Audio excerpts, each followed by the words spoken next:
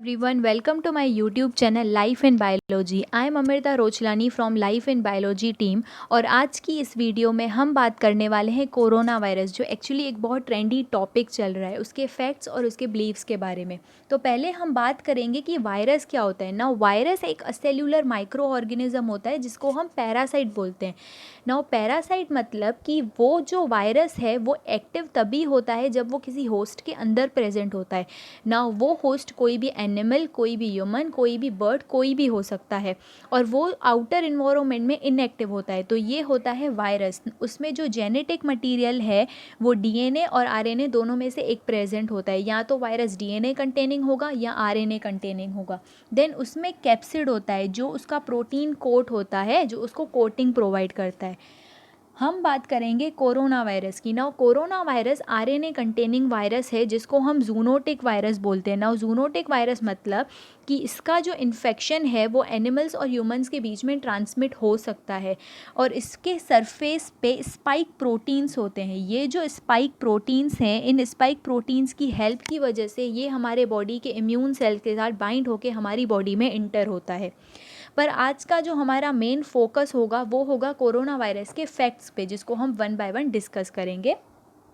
तो पहला है कि क्या हॉट क्लाइमेट की वजह से इस वायरस पे कोई अफेक्ट आने वाला है। तो अभी तक ऐसा कोई भी एविडेंस नहीं है कि आउटर हॉट क्लाइमेट की वजह से इस वायरस पे कोई भी अफेक्ट आए, क्योंकि आप इमेजिन करो कि हमारी बॉडी का नॉर्मल टेम्परेचर 37 सेंटीग्रेड है।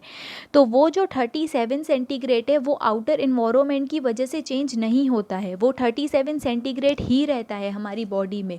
तो अगर वो वायरस हमारी बॉडी में प्रेजेंट है तो उसको तो हमारी बॉडी में एक कंफर्ट जोन ही मिल रहा है, तो इसीलिए वो ज़्यादा अफेक्ट नहीं होता है बाहर के एनवायरनमेंट की वजह से।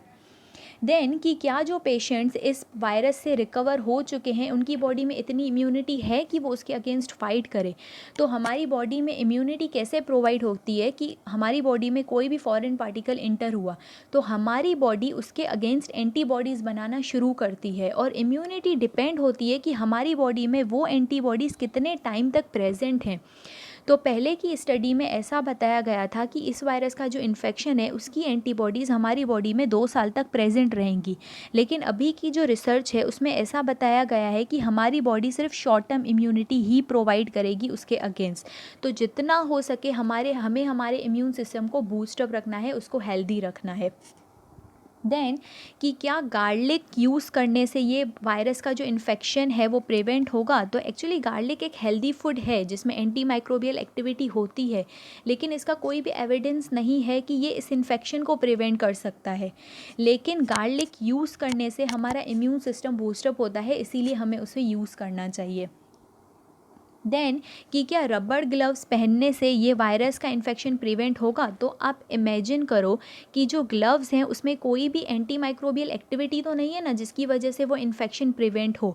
आप कंटिन्यूसली अगर वो ग्लव्स पहन के रखोगे और अगर वो ग्लव्स कंटामिनेट हो जाते हैं, तो अगर आप उन्हीं ग्लव्स के हाथों की वजह अपने फेस को टच करते हो, अपने माउथ को टच करते हो, तो उससे जो कंटामिनेशन है वो ग्लव टू फेस ट्रांसमिट होगा, जिसकी वजह से वो बहुत डेंजरस है हमारे फेस के लिए, क्योंकि वो पूरा कंटामिनेशन हमारे माउथ, हमारी आइज़, किसी में भी ट्रांसमिट हो सकता है।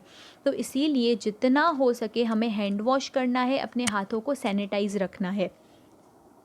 देन कि क्या हैंडशेक करने से ये वायरस ट्रांसमिट हो सकता है। तो एक्चुअली हाँ, क्योंकि ये जो वायरस है वो रेस्पिरेटरी वायरस है, मतलब ये हैंडशेक करने से, आईज, नोज़ या माउथ को टच करने से, इन सब से ये ट्रांसमिट हो सकता है। तो हमें इन सब चीज़ों को अभी के लिए अवॉइड करना चाहिए।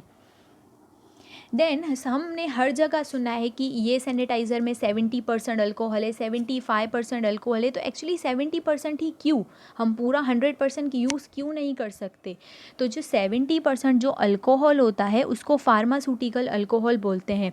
तो वो जो अल्कोहल जब हमारी मेम्ब्रेन में पेनिट्रेट होता है तो वो जो मेम्ब्रेन की जो प्रोटीन्स होती हैं उनको कोगुलेट करता है। कोगुलेट मतलब कि एक ऐसा प्रोसेस जिसमें अगर हम प्रोटीन के ऊपर कोई भी एक्शन या फिर एसिड अप्लाई करें तो उसकी वजह से उसका स्ट्रक्चर चेंज हो जाता है, और जिसकी वजह से वो माइक्रो ऑर्गेनिजम्स विल डाई।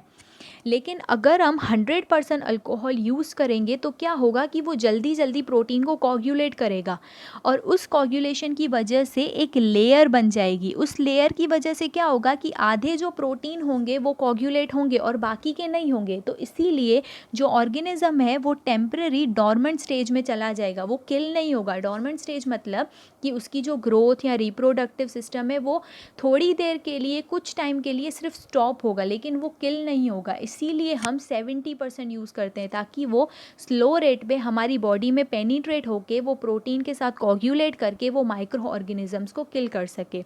तो आइडियली जो 70% अल्कोहल है वही यूज़ होना चाहिए। तो आई होप कि आपको ये सब समझ आया होगा। Thank you so much for watching this video.